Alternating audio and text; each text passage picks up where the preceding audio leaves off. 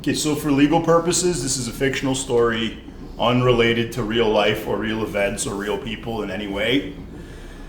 Any similarity with real people is purely coincidental, as they say in that movie disclaimer. Yeah, exactly. So you can't sue me for this because it's just a work of fiction. Anyway, nobody opens a dive bar. Dive bars are like reanimated corpses shambling through a city or town. There was at some point, because a bar is so labor intensive to start. It's like a high investment to start up a bar usually. Because of that, it's usually somebody's dream. And if it takes off, it's usually something pretty special. And a dive bar is when a bar's been degraded to the point where they have to sell liquor at, below market value just to get people in the door. And the kind of people that want the cheapest whiskey or cheapest beer aren't necessarily, these are patrons who come with baggage, shall we say. And other costs are going to go up. And inevitably these costs are not paid, and the bar becomes a dive. Now I got a front row seat at one point for a bar going from like a respectable part of the Toronto nightlife to a filthy dive bar that produces like 1 or 2 murders a year. In fact, the first homicide of the year was outside this bar. So way to go, guys. Like the Swallows returning to Capistrano every year. Yeah, it's to the point where nobody's shocked. It's like, fucking dead body. Now, we're going to call this place the Baddison Pub and Hotels.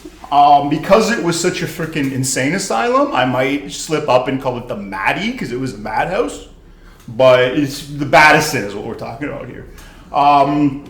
Purely fictional. Yeah. Now this started as somebody's dream. And it wasn't a bar promoter's dream. It was a guy and a lady from Britain named Dave and Isabel, who had made a little bit of money opening a resort in southern Mexico.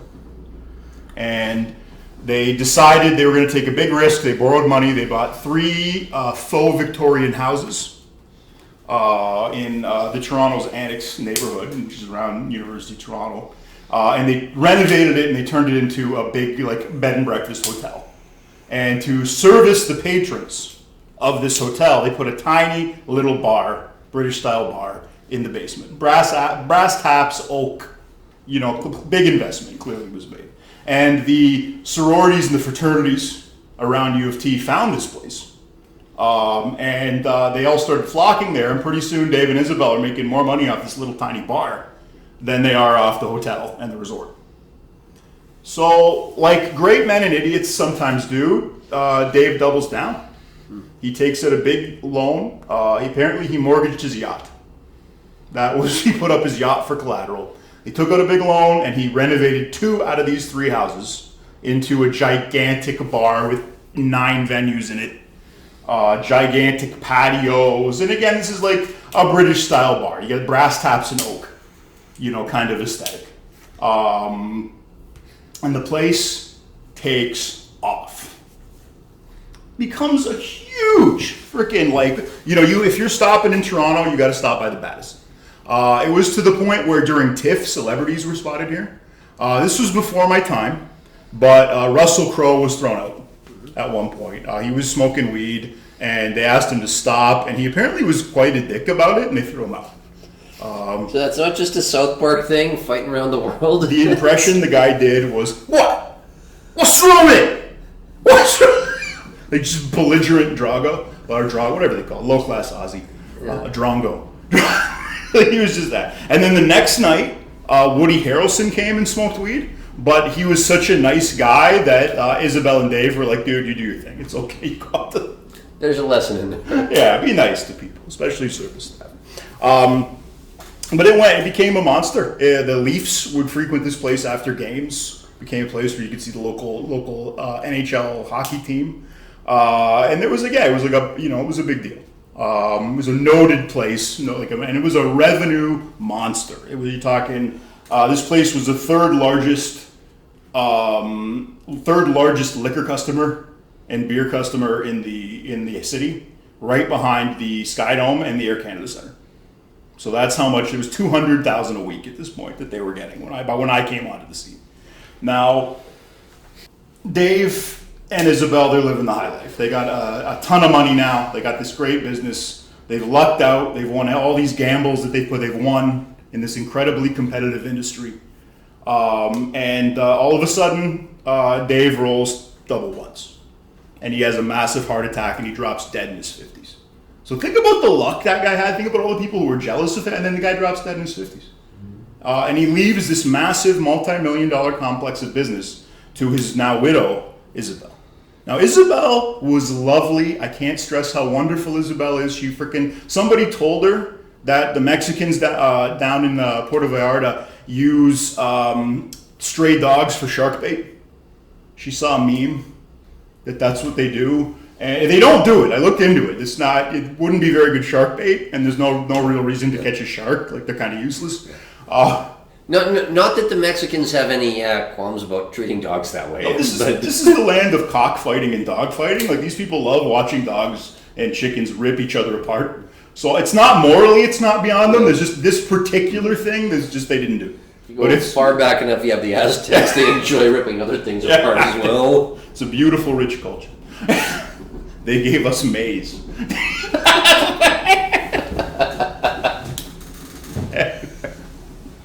But and we gave them no longer thinking the sun doesn't come up if they don't murder enough people. So that's a good trade-off. And smallpox. I guess that was less desirable. But anyway, speaking of complete fucking disasters, this poor guy leaves this massive complex of business to this party girl who runs a dog rescue and never had a bad word to say to me, but who was not worried and not involved with the running of the business. So what does she do? Well, she leaves it essentially to the two managers that they trusted to run the place when they were down in Mexico for the winter. Marlin fishing and doing Hemingway shit that apparently they did. And these guys were a problem. The GM had already killed the guy who became the general manager. He'd already killed one beloved establishment in our city. Once a place is up and running, you really have to fuck up to make it not profitable, and he managed to make this place not profitable. Now, the place in question, literally prime ministers used to drink there. Yeah, this is... just if you want to know what kind of place this was. Non-profitable and to the point where they had to close it. And it was apparently, it was alleged that there was corruption, that he was taking kickbacks and doing, untoward things. I know for my part, my family loved that restaurant, and we stopped going because the food got so terrible. So that tracks with a guy who's maybe not worried about the quality of his supply, maybe more about the quality of an envelope full of money that he might be getting in exchange for that contract. He had a really weird energy. He's about 6'8". Not a Jew, not Semitic. Okay. This guy was British, Scottish, both Scottish and British, Scottish or British stock, and he was kind of like a bear. He kind of didn't really do a whole lot. He just kind of dozed around, neutral expression on his face, and every now and again he'd freak out and do something horrible, and you just had to kind of roll with it. It's just like. He's all he wanted to do, like any, Canadian yuppie, all he wants to do is go up to his freaking cottage. Yeah. But he's got to sometimes come and deal with problems if this bar is not working. There's a reason that Canada's never going to have a revolution, because it would interfere with cottage time. Yeah, people need to drink looking at water. If you take that away from Canadians, we don't. If you take their campfire away, freaking dry. Freaking communists. Anyway, but this guy, he was he was just a monster of a man. I once saw him fire an entire bar full of people. He wasn't happy with his take on a St. Paddy's Day, so he went into one of the venues in this place and just fired everybody. Just get out. We're downsizing. He had two modes of dealing with a problem. He would turn staff over, and he would cut drink prices. Now, you remember what I explained to you about what happens if you cut drink prices. Dave had a few rules. When Dave was running the show, he maintained the place, which is novel. And he had rules where, you wouldn't sell pitchers of beer. You wanted people buying by the glass or by the pint. And he kept prices high. There was an old joke on The Simpsons. Our prices discriminate because we can't. It's just he didn't want the people, he didn't want it to become a dive, so he kept prices a little bit high. And he insisted on live music. It's a different crowd that comes in for a DJ than comes in for live music. So this place always had music, but it was a guitar and a piano guy at this point. That compact, unfortunately, is going to eventually break down. Entropy, it's a law of nature. Yeah, and if things are not maintained, things fall to a fucking part. I'll talk a little bit about this is the system as it was set up when I came in. The first thing that the guy did, his first major innovation, is he unloaded as much of his costs as he could onto the bar staff. Who, because they didn't have any kind of representation, there's no organization at all, they just had to kind of take it. So they had to pay these massive tip outs, based on their sales, mind you, not based on their tips, based on their sales, to the bar staff, to the the barbacks, the kitchen staff, anybody who could legally get a tip out got a tip out from these girls. Now, this lack of representation is known as foreshadowing. Yeah, a little bit. Now, that's scummy. You're not going to get the best bartenders doing that because it's a scummy, crappy thing to do to your bartenders, unloading your costs onto them. But as long as you're here, guys, you mind paying for the staff? Okay. But there was also a 1% tip out to the house. Now that is illegal in this province. But that was done. There was always rumors that a couple of the bars upstairs were cash only and not officially on the books. What happens to that money? I don't know. If it's, again, this is all alleged in this fictional story. Fictional bar. Yeah. There's no money for maintenance at this place. That's going to be important later too. But again, like a cheap bartender, you got a bunch of young bar staff for the most part. The only staff that are older, have been there for a long time, are ones that know Isabel personally, like we're friends with Dave and Isabel before the guy died. So they're stuck there. This guy calls, and the security manager that I'm going to get into in a minute, calls the loyal staff that had been there for 30 years the rotten apples. So that's what they thought of their loyalty, and they wanted. To be fair, you should be aging out of that profession after about 15 years. And you got to become a Waffle House lady. You get married to a rich guy, or you become a Waffle House lady. Those are the rules. I don't make them. That's just what happens. I watched this happen. So again, despite the massive revenue, despite a lot of the costs being unloaded onto the staff, despite all these irregularities in the accounting that might be going on, the place is there's no money for maintenance, no money for upkeep, paying everybody as little as possible. But again, bars can survive that. You don't necessarily need top-notch bar staff to wrangle frat boys when they're drunk. Like, as long as you have a relatively good crowd, having a bunch of young girls be your bartenders, there's advantages to that, and it's they're going to be a young male crowd is going to be, especially a middle class young male crowd, is going to be very forgiving. So you could, again, that's not going to kill the place. What the malignancy that really drove the destruction of this place was a security manager. We're going to call him Saul. It's not his real name. He has a girl's name, but we're going to call him Saul for the purpose of this.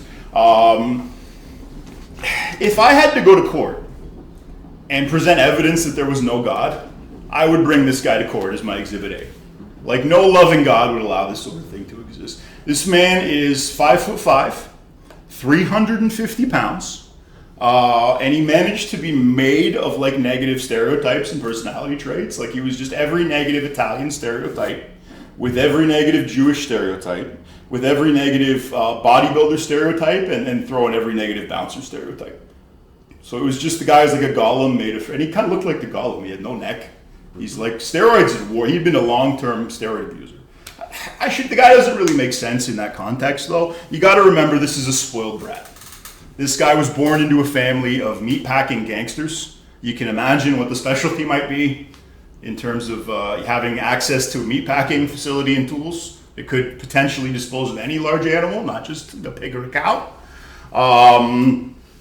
And he grew up, spoiled. He was the fuck-up drug addict son of a kitty. Of an organized crime family. Of an organized crime family. So all the, basically right out of the fucking Godfather. Yeah, he's Fredo. He's a Fredo Corleone. from everything that I heard, again, I'm not on a first name basis with the bigwig scumbags of fucking Ontario, but apparently he was eventually, after they were done funding his education and trying to get him straight and dealing with his 19 arrests, he'd been arrested 19 times. He'd done court-ordered anger management 5 times. Now, this is I want to meet the lawyer that got him the 5th and tried anger management. Like, my lord, I know that this man has been arrested 19 times. I understand that he looks like some sort of war pig out of a fantasy novel. But we're going to give anger management one more try. Okay. Oh, and for all his bulk, when he was in jail, he wasn't allowed to pee standing up. So... you can be big and tough, and you can have do all the steroids you want. But if like 16 natives rat pack you, you're not winning that. I don't care if you're freaking Chuck Liddell. You're not gonna not coming out of that one. They call it rat packing. So that's the technical term. I'm gonna start a little, but anyways, you got a dangerous sociopath who's been indulged. He had. The way he tells the story, he's a hero. So that'll give you some idea of this guy. He had been working at another bar, and he had hit somebody so hard that the kid's heart had stopped. And he's a hero because he jumped on that kid and he got that kid's heart started again. It's just like an old Buick, man. You just got to keep at it and bam, start it up again. Now, this kid had brain damage because his heart had been stopped for long enough to cause brain damage. And part of the settlement is the guy had to leave this bar. He got fired as part of the settlement. And that case was later used to justify the licensing act. So you ruined it for everybody. Yes. I should mention that this guy's a personal friend of Doug Ford, our premier. He was just, at this point, he was just a scumbag city councilor running interference for his crackhead brother. But he's now our premier and they're friends. They kind of look alike, actually. He's the spoiled, shitty gangster kid club. Whatever fucking Tim Hortons camp activities they're fucking doing. The guy was just ravaged by steroids. Like just a steroid wasteland. I've been around a lot of guys who do steroids in my profession. You can imagine, there's a problem with that in the bouncing profession, in the bodyguard profession. And, a lot of these guys, they end up, they want that look and they go on gear. There's a million types of gear. They do different things to you, but like they want the heavy bulking gear is what I'm talking about. So there's a specific kind of trenbolone is one that they talk about. There's all kinds of nasty shit you put in your body. It's going to cut your lifespan in half, but it's going to make you like a Greek god for a little bit. Now, the first thing that happens, they get big muscles, they feel great. Eventually, they have to cycle off because their health goes to shit. But it's roughly a year of like, I feel great, I should have been doing this my whole life. And then the rest of their life of, what happened to my health? How did I get arthritis? How did I get all these problems in my health? Why is my heart fucked up?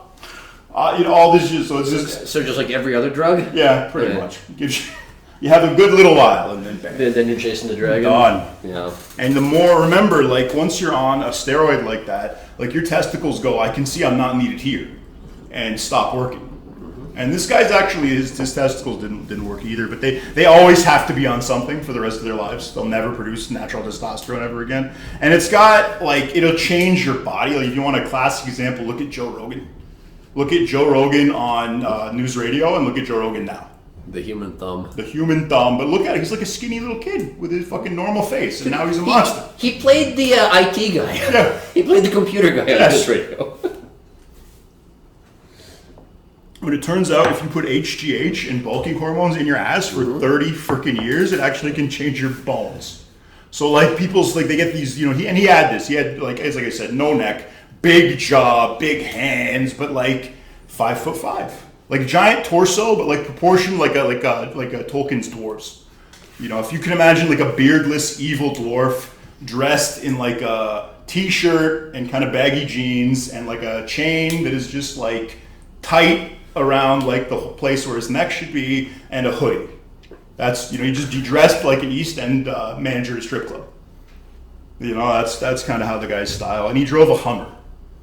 Like, it's just... His testicles had shrunk that much, eh? Yeah. Well, and on that note, he needed Cialis. His heart was no longer healthy enough for him to take Viagra.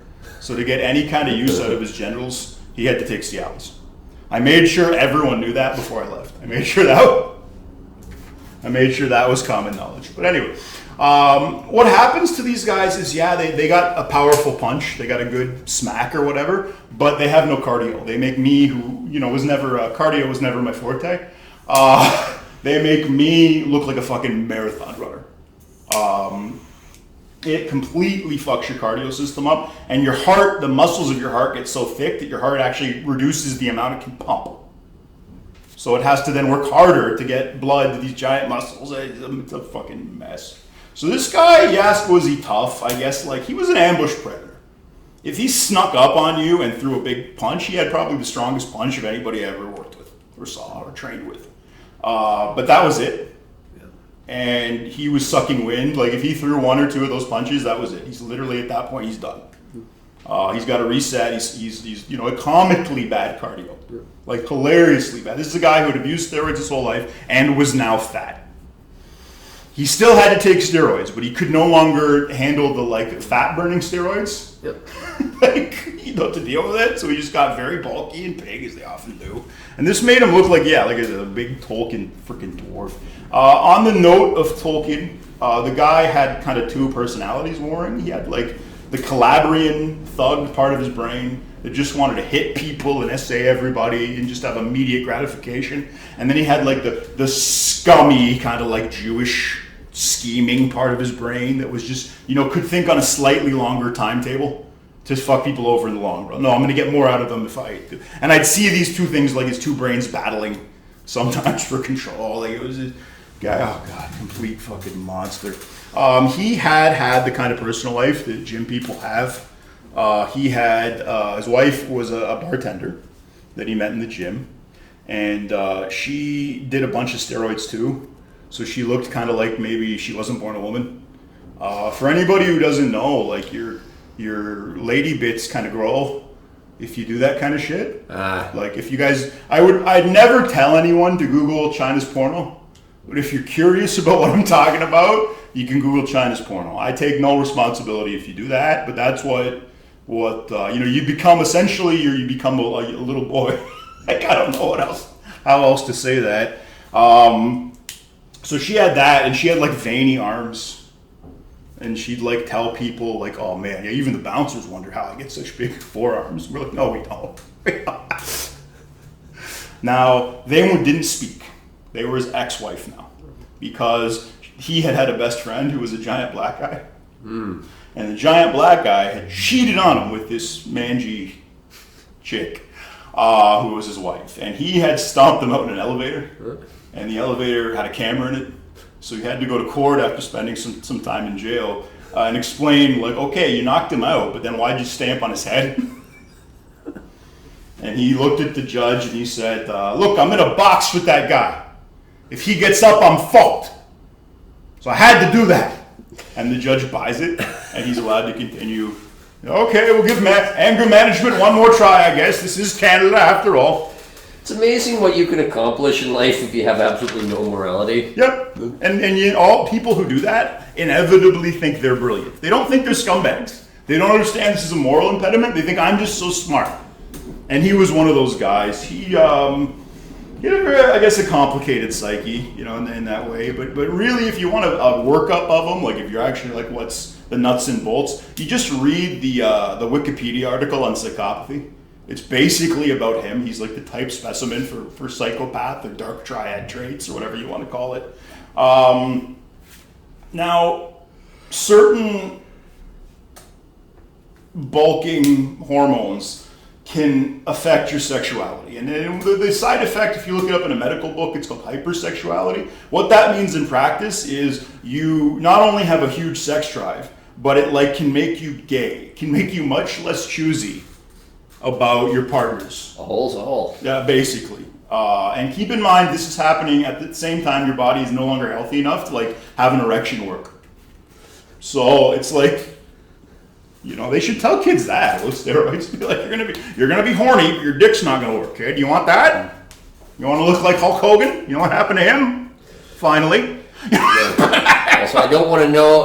I don't know if you want to know how you get an orgasm if your dick doesn't work. How'd I get up into this fucking mess with these fucking lunatics. I had been working downtown for a notable Jewish gangster, and my boss of my security company / street gang, whatever the hell was going on there behind the scenes, tried to strong arm this guy into covering his payroll because he spent it probably on drugs or gambling or God knows what. Listen to our last episode if you want the details on that. But just before this happened, I'd butted heads with promoters. They had flyered to high school, and about half the people who showed up to a party I didn't let in because they were underage. And they were really upset about that. And I was like, what do you want me to do? You want me to let kids in the bar? And they're like, yes. But this had caused enough of a tizzy. That word kind of got around the bouncing community, for lack of a better word.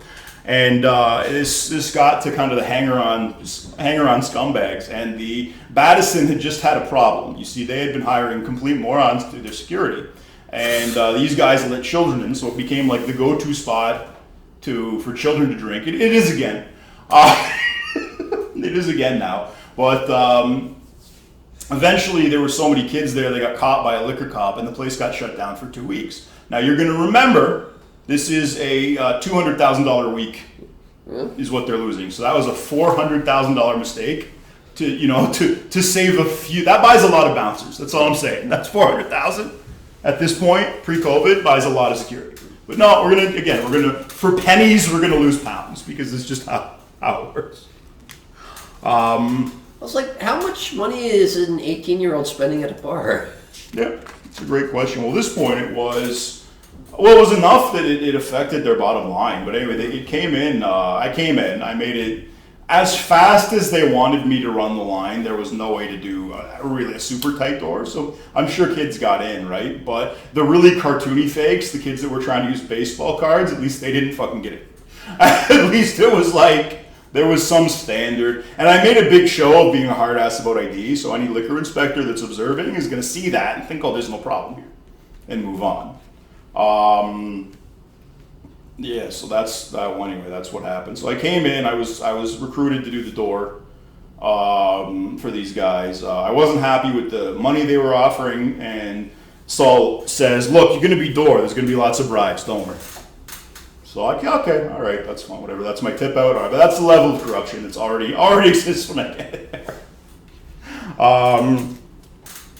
Now, because the kids could no longer reliably get in, they took a small hit in revenue. And this enabled Saul to go like frickin' Grieva Wormtongue into the ear of the general manager, Big C, and whisper, you need a dance floor. You gotta bring a DJ in. It's what the kids want. And convinced him to fire the guy playing guitar and bring in his friend who was a DJ.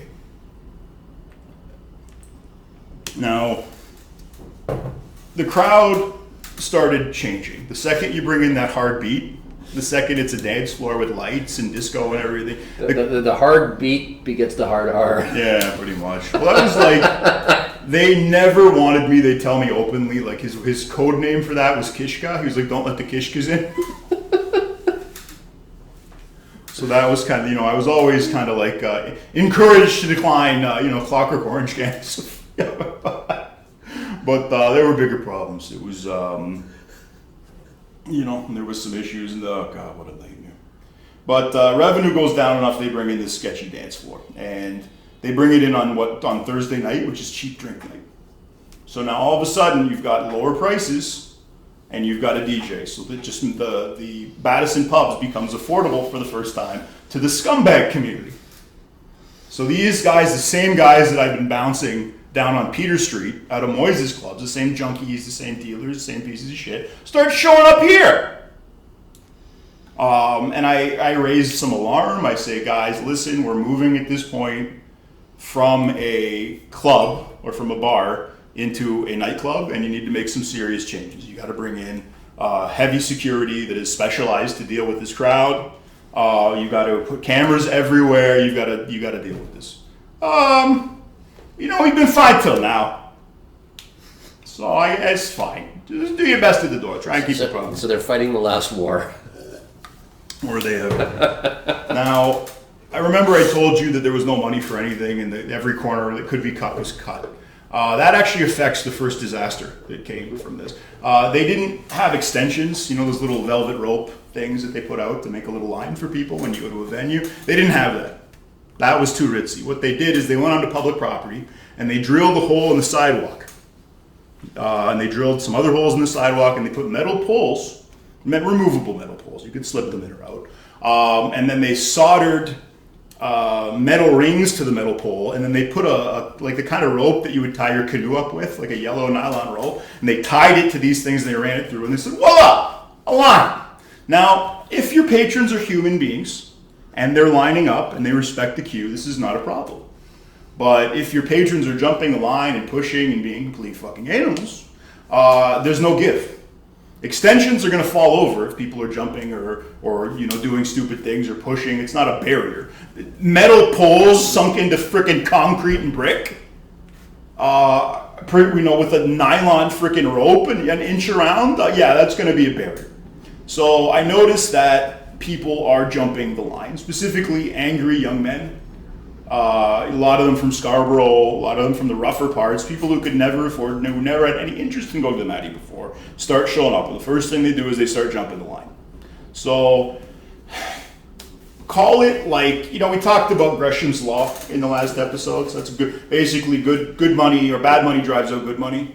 You call this Jay's Law. This is bad patrons drive out good patrons. So I'm seeing the people that we want in there in line, watching people cut in front of them.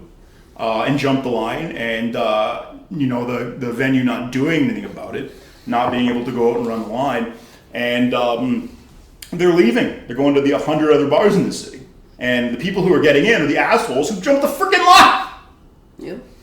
So you're selecting for pieces of shit, and eventually, I go to my boss, I make it clear, guys, this is a building very bad situation. You need to take some of the guys from inside and put them out to run that line and make sure people aren't jumping.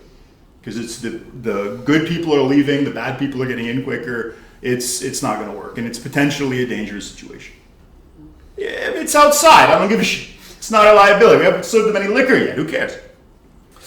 All right. Next, literally 1 week later. Okay. Enough people jump the line that there's now tension between the cast iron metal gate and the line and the poles put into the ground. Newton just had 3 laws, and this is the third one. Yep.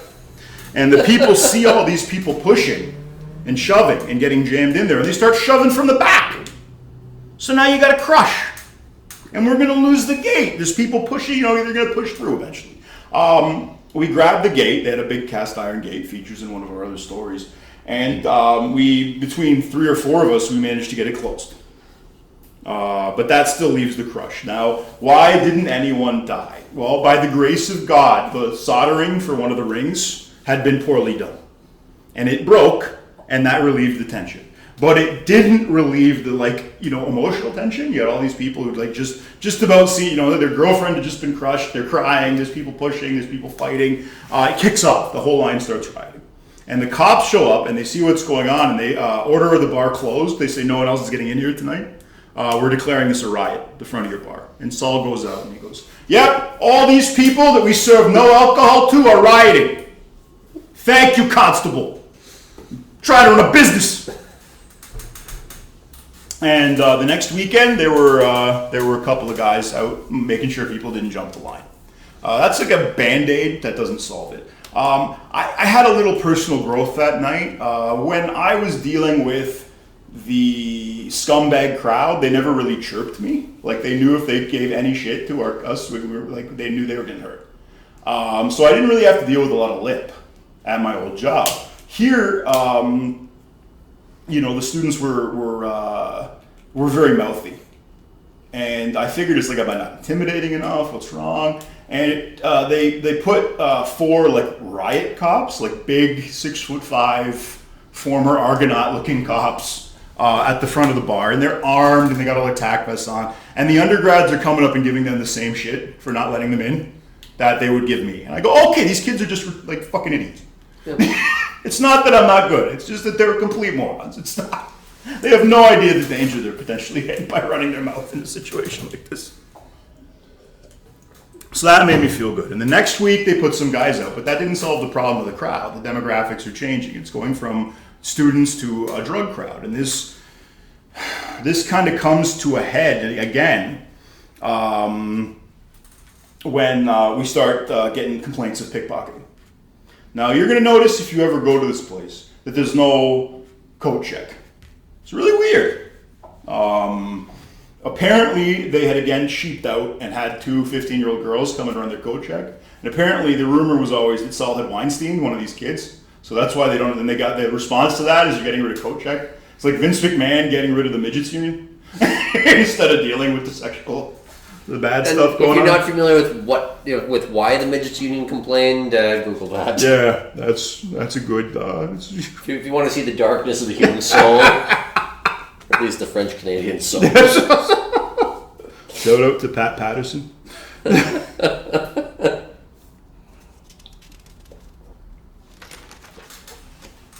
But yeah, so the pickpockets become a problem again. Can't get Saul to take it seriously. I'm like, this is a problem. I'm watching, these kids are getting their $1,000 Canada Goose coat stolen every night. They're getting their cell phones taken. And I'm like, the kids who get robbed, they're never coming back, and they're telling their friends that this is a place where you can't leave your coat for a second to go dance or whatever. It's the kind of place you got to watch. Why? It's full of sketch bags. To reinforce things, there's no cover. So these guys can just walk in without putting anything down, which they freaking love. Now, this built and built and built. Eventually, one night, there were 200 phone calls complaining about lost items after a Thursday night. Eventually, this became an issue where they realized, or at least Big C kind of realized that he better sort of try and deal with this. And he hands the problem to Saul. Now, when psychopaths make plans, they can be grandiose. So his brilliant idea is he's going to take he's going to get a girl to come in, and he's going to stuff her purse with chalk and a BlackBerry. Whatever, they would steal it. And, have her on the dance floor and then stand outside with blacklight and try and catch the guy coming out with blue on his hand. Like, how do you know the guy didn't just jerk off in the bathroom? Or doing blow. Could have been doing blow too. Okay. Or there's like pool. We play pool at this bar. Like, are you gonna punch? So that's what we're dealing with. Of course, the girl goes up to where there's no pickpocket issues. Like, she goes to one of the venues where they're not stealing and sits there all night. And of course, nothing comes of it. And I go again and I complain. And he says, "Look, it's a big city. These people got to watch this shit. I can't." I was like, this is, and again, you talk about good or bad patrons driving out good patrons. Another example of that. By the time he realized he better address it, it was like a nightmare. It was like something out of Heart of Darkness. There's a scene where a French warship comes in and there's been a raid by the locals, and they started shelling the jungle, but the locals had long left. So they're just expending shells on this jungle landscape in this futile act of trying to, it's like a symbol of futility. And they found one of the pickpockets and they brought him in, and Saul's trying to lay a beating on him, and he can't. The kid's longer, so he's kind of got like a reach on him, and he can't get him messed up. And I was just, I looked at it, I was just like, this is, at a certain point, it didn't really matter how many pickpockets we beat up or caught. The whole crowd was pickpockets. By the end of my tenure there, the bar staff and the bouncers that they hired were stealing cell phones. So that's like, what happens if you don't check shit? That's the thing. So you get all these terrible fucking, issues. The crowd's getting worse and worse and worse. And there's one night, I'll tell you one last story about the pickpockets. Saul runs out in front of the bar, points at a guy outside of the gate, and says, "That's him! Get him! That's a pickpocket!" Now, normally, if you know there's a pickpocket, you kind of radio me into my earpiece and say, "Hey, the guy by the tree, go subtly near him and grab him. That's the pickpocket." No, get him! So we start chasing him. Saul tries to chase him, gets about 10 feet, and then starts sucking wind. I'm not exaggerating. I remember at the time being like, holy shit. Like, my adrenaline's going, I'm chasing a guy, and I remember being like, really? You already can't run? Inexplicably, he had these skinny little legs. And the fatter he got, the skinnier his legs got. We used to chirp him. We were like, "Hey, Saul, did you skip leg day? do you skip leg day every day?" Anyway, gym humor. We're chasing him. We're chasing this pickpocket. We chase him down to Bloor Street. He starts going east. We chase him down there to St. George. We're running down St. George now after him, and we're gonna lose him. He's way out in front of us. In the distance, we're not gaining on him anymore. But we keep getting radio calls from Saul, being like, "Where are you? Where are you?" We keep updating him on our position. All of a sudden, way up, I see a cab pull up ahead of this kid, and Saul waddles out and just cracks the kid, just punches him in the face as hard as he can. The kid drops. And we go there, and we're trying to get him to rat on the rest of the gang, and the cops pull up. And the cops, turns out they care a lot more about assault than they do about pickpocketing. So that was a sticky situation. But anyway, that's, we managed to talk his way out of that one. But it's like I said, it's too late. The crowd had turned. Eventually, we were told not even to try to arrest criminals, because at the end of the day, we're going to arrest someone who's drunk in their bar. And now they have some liability. So we were told, just let them go. I don't care what they do. Throw them out, get rid of them. And they can't prove they were drunk. So this brings out, as you can imagine, this policy, all the winners. Yeah. There was one guy, I call him finger up the ass guy. I don't know how else to describe him. He's a East African gentleman. And he came in, and a girl later came from the dance floor and talked to me and said, "Hello, a guy on the dance floor just put his finger up my ass." This guy, okay, can you point him out? Well, and then she describes him. It doesn't take much pointing out at that point.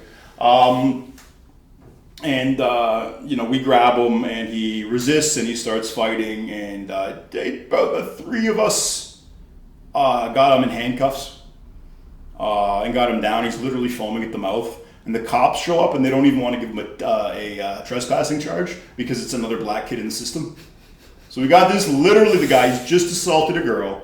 We got him pinned down, 3 bouncers on him and he's handcuffed, literally foaming at the mouth. And the cops are like, "We don't want another black kid in the system." So that's the bias, guys, if you're curious. That's what matches my observations.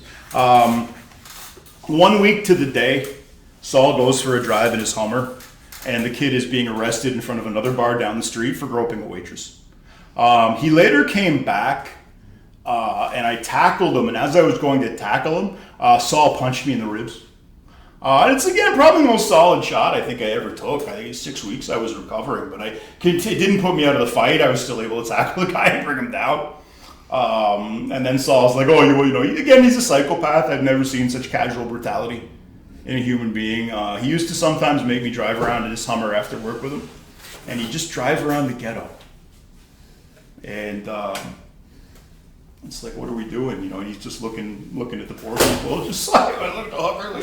And a native homeless guy threw a bottle at his Hummer, and without reacting, he puts the car in park, stops, gets out, punches the guy in the head, gets back in, keeps driving like nothing had happened.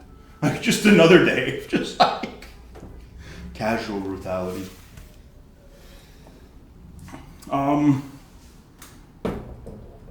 But that's like now you can imagine with these freaking wonderful fucking things coming in, we couldn't be super picky about clients. And this is when the pickup artist movement started. Now, for anybody who doesn't know, the pickup artist movement is like a movement, seemed to have started in Toronto. Mystery was from Toronto. And it was basically like the first emanation of like the modern manosphere. I guess if that's fair to say. Like it was the first, it was a bunch of like huckster dudes being like, "I'm going to teach you how to get women. If you're like a nerd, you're, incapable somehow." Well, and it was the Boomhauer school of dating. Yeah, it was essentially, we're going to go out to bars and we're going to hit on every girl and hope one of them's ovulating. Yeah. And just if you weren't alive at this time, these guys would go out to the bar every night for like 12 weeks, and then they'd eventually get laid, and like, this is finally working. After going out, think of how much money it costs to go to the bar every night for 12 weeks. Think of how much money a hooker costs. Yeah, do that math. God, let's talk about home economics. Put that in the textbooks. But these guys would come out and they'd have their meetings, and I would explain that they were a problem and they were like ruining the bar culture because they're hitting on every woman, which means like all the girls now have to have their guard up. And the other thing is like now every 6 thinks she's a 10.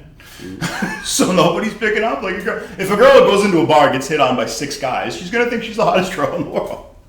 And that's kind of the problem with Toronto. So there's all these lonely guys coming in, and they were like an issue. I tried to bring it up to Saul. Saul was just like, okay, yeah, what's the problem? I was like, well, they're doing this. Yeah, they're sexual predators. Okay, who cares? Professional courtesy. Let he who is without sin throw the first stone when it comes to sexual predators. And finally, I was able to tell him, like, Saul, they don't drink. They want to stay sharp. Really? Not drinking. And that's what kind of got him to put the kibosh slightly on it. But years later, after the fad had come and gone, we started getting calls from like feminist groups being like, do you know the pickup artists are having a meeting at your bar tonight? Make sure you deal with them. We want to warn the venue.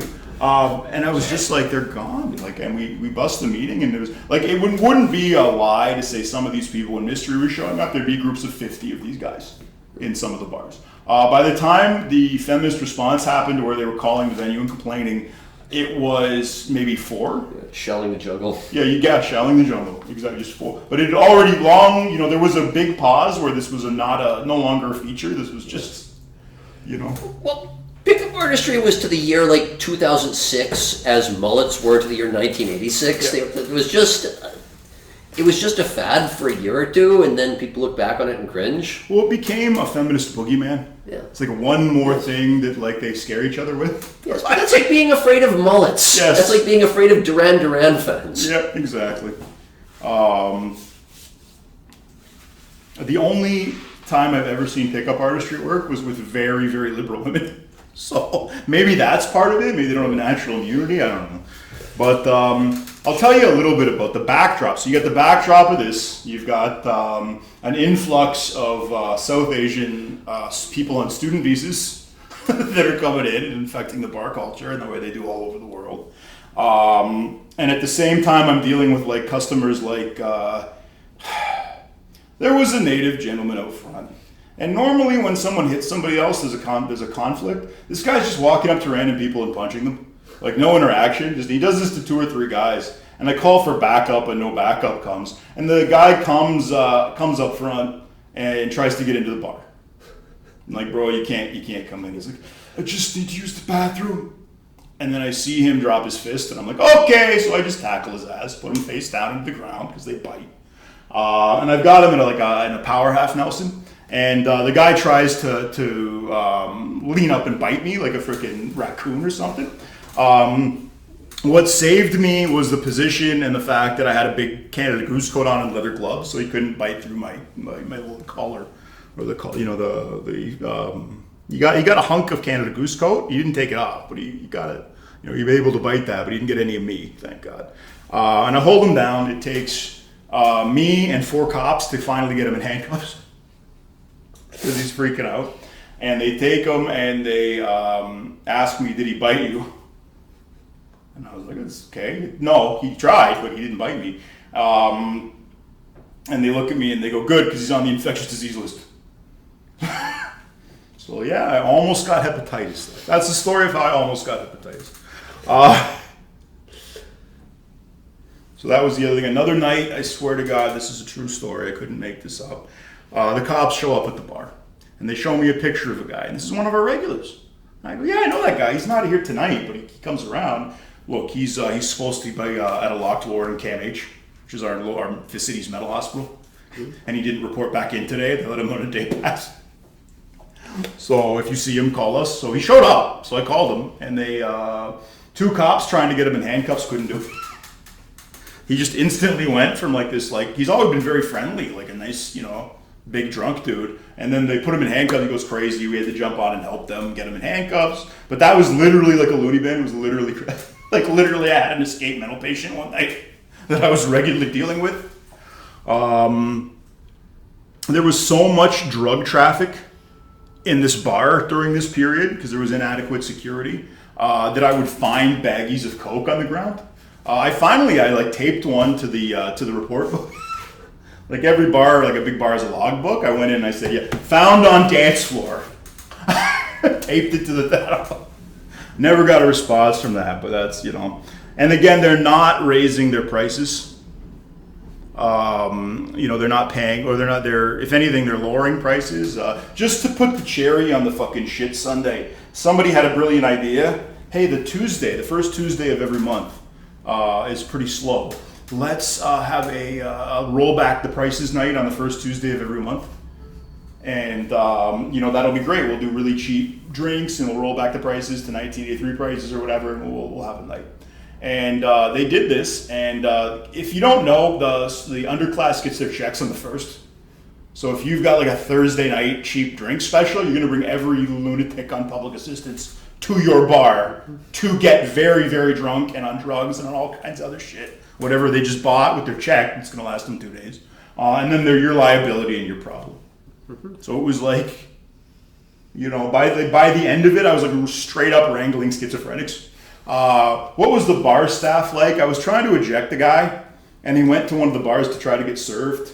And he's clearly, I'm throwing him out, and the bartender won't serve him, and then he puts a 50 down, and he gets 10 shots. And the bartender just looks at me like, what are you going to do? Well, now he's going to be fucking dead. That's, Now it finally kind of becomes apparent with all this lunacy going on that they've kind of lost control. But they don't want to spend more money on security. So what do? Well, Saul goes down to a Thai boxing gym and he hires 2 psychopaths to come in to try to keep order. These are kind of meatheads, idiots, the kind of kids who would like get a couple of years of Muay Thai training and then think they can bounce with their elbows and their knees. And at this point, the quality that he was hiring, it really went down. It became a lot. By the end of it, he was hiring South Asian guys on student visas. So that's what became it. Now, as I told them at the time, I was like, guys, if you are not paying people a living wage, they're going to be here for different reasons than making a living. They're going to be here, if we're lucky, to hit on girls. If we're not lucky, they're here to rob people, rob us. Do God knows what. Sell drugs, million scams. The one guy was brilliant though. One of the bouncers they hired, he would just sell coke just to the staff, and it was like 100 staff. So he was just like, oh, he was great. We had a big native drug dealer. He was like our house dealer for a while. And it was funny, he always had like Corey and Trevor do the actual job. Like he had these like dipshit guys that he would just bring in to do the actual crime for him. Now these 2 guys, there's a manager who is a bit of an idiot, and she gets bored and she starts encouraging these Muay Thai dudes to start fucking up patrons. Just, let's find a slap around, I'm bored. Come on guys, it's fun to slap, that's the level. Yeah, not a lot of supervision at this fucking place. So these guys think that they now have the right to just like pick one guy at the end and then fuck him up. So they fucked up one guy, they broke his nose. I spent 2 hours with another guy with good verbal skills named M. And we managed to talk this guy out of calling the cops. We managed to convince him it wasn't worth his time. We then put some paperwork in saying, guys, this is a problem, you need to fire these guys. They don't have the temperament to do the fucking job. And they go, well, they're willing to work for very little money, so can you just work with them? And so 1 week to the day, they fuck up another guy, they break his nose. This guy's a Jewish Ukrainian, and he saw loose some crooked cops. We always got a heads up when the liquor inspectors were coming in, sometimes weeks in advance. And what he could do is, the way cops work, right, is you have the regular ticket writing jerk-off cop that does the preliminary investigation. And then the detectives, the higher ranking cops, go through their reports and see what needs to be followed up on by detectives. So if you know the dipshit low-level cops, you can get them to put the paperwork in such a way that the detectives won't notice or won't think it's a credible case to pursue. This kid knew to go to the Justice of the Peace. and get the justice of the peace to file charges. And this guy, once he saw the case, insisted that all 3 guys involved in the takeout get charged. So these 2 idiots get charged, and so does M. Why does M get charged? M saw these 2 guys beating this kid up, runs in, picks him up like Moses from the fucking reeds, and runs him to the front door. And he's now on camera bringing the guy to the front, so he's now involved in the takeout. And remember, we don't really have any internal cameras for reasons. So the internal cameras are all set up to watch the staff. Yeah, we've got an episode about that too. One female staffer in the kitchen. We have an episode about that. Yes. So this guy, charges are laid. The 2 Muay Thai guys get fired. And finally, late, but M's got the charge. Now, they always said, Solid always promised us, look, if I can't squash it, we'll pay your legal bills. Now, I learned a lot of people are going to say they're going to pay your legal bills. Very few people will pay your legal bills. Once it comes time to put a retainer down, a lot of impediments tend to come up to that. And they said to him, this is again, to put this in context, they did this to the nicest guy in Toronto. This is like a guy who, despite his gypsy heritage, has a heart of gold.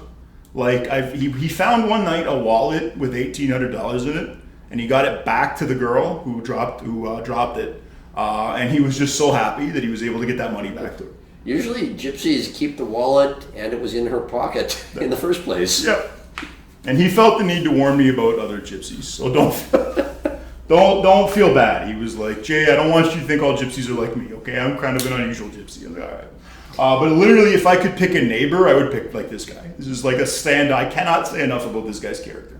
And this is the guy, and he was always the guy who could like de-escalate with me. So he was my de-escalation partner. Between the 2 of us, we could talk situations out so they didn't become fucking brawls. The silver tongue does come from being a gypsy. Yeah, there you go. He used his gypsy for good. That's the takeaway. He didn't, stand on a street corner and pretend to be a Syrian refugee like some of the Romani coming. Now, what they said to him is, yes, we will pay your legal bills, but you got to do something for us. So we're going to take half your paycheck until your legal bills are paid off. Now, this is not legal. This is called indentured servitude. And if the government found out they were doing this, this would be an issue. So I go to M and I say, buddy, what they're doing to you is not even close to legal. This is not since the Magna Carta has what they were doing to you be legal. So if you just walk away, they're not going to be able to come after you for any of this. They're not going to go to the government and say my slave ran away. Trust me, you're gonna be okay. But he's like, I got to stay just till I get off the charges. Like, okay, that's reasonable. So they don't pull the money out. Now, again, talk about no money wanting to be spent in this place. They literally pulled a lawyer out of the line.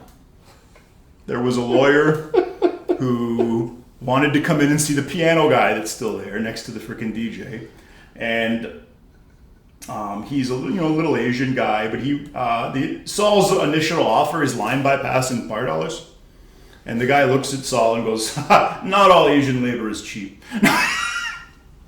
So $7,000 retainer, and then he got $14,000 for the trial. I got some guy who built the railroad.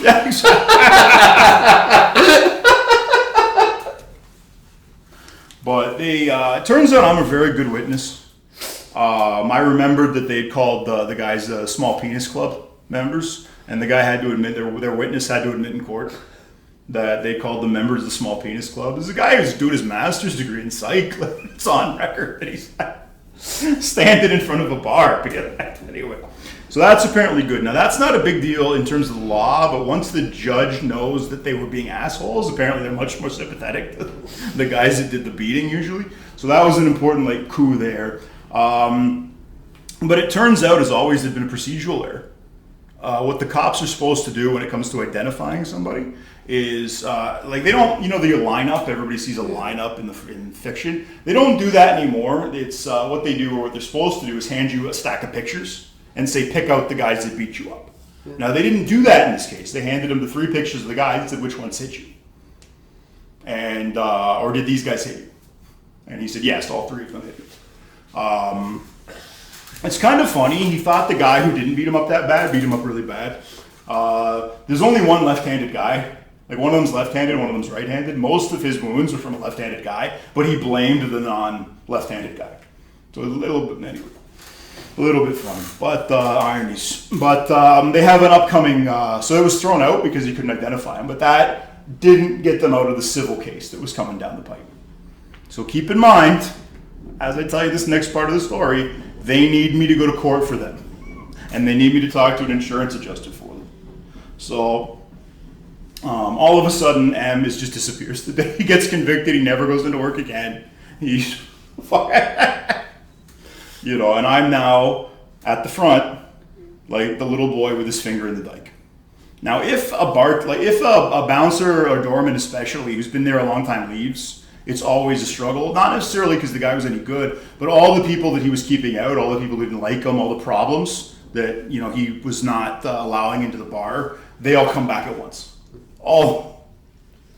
And I went in and I said, listen, I almost got hepatitis last winter. You know, the risk is way up. I got punched by you. There's all kinds of work. You know, this is a very physical, dangerous job now. I'm going to need a raise, especially because the nobody wanted to pay to get in anymore. Oh, and nobody wanted to tip anymore. The crowd didn't tip, but they still continued to charge the servers tip out based on their sales. So, the level of scumminess. And I figure I've got some leverage, right? I got the doorman curse if I leave, where shit's gonna hit the fan. They need me to go to court, and I'm the little boy with his finger in the dike, keeping all this shit out. And the rest of the crew at this point is all that's left is like South Asian guys here on student visas. So, for whatever reason, a brown guy won't back down to another brown guy. Like, there's some honor in backing down to a white or black guy, but if it's a brown guy telling them to leave, they have to fight. It's just so weird. I don't know why. But so I knew, you know, they're in a vulnerable position. And I demanded a raise, and they told me to go suck an egg. They told me, up yours, you're lucky we pay you what we do. You're not golden here. You know, just demeaning dumb shit, right? So I look at my options. At this point, I've already got my toe in another company.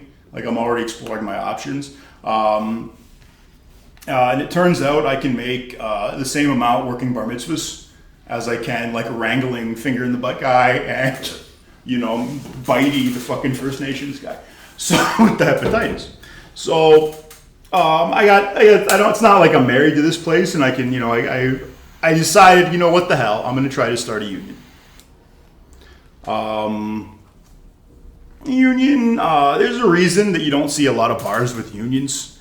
George Orwell talked about this 100 years ago in, Down and Out. I wanted to say Fear and Loathing, but yeah, Down and Out in Paris and London.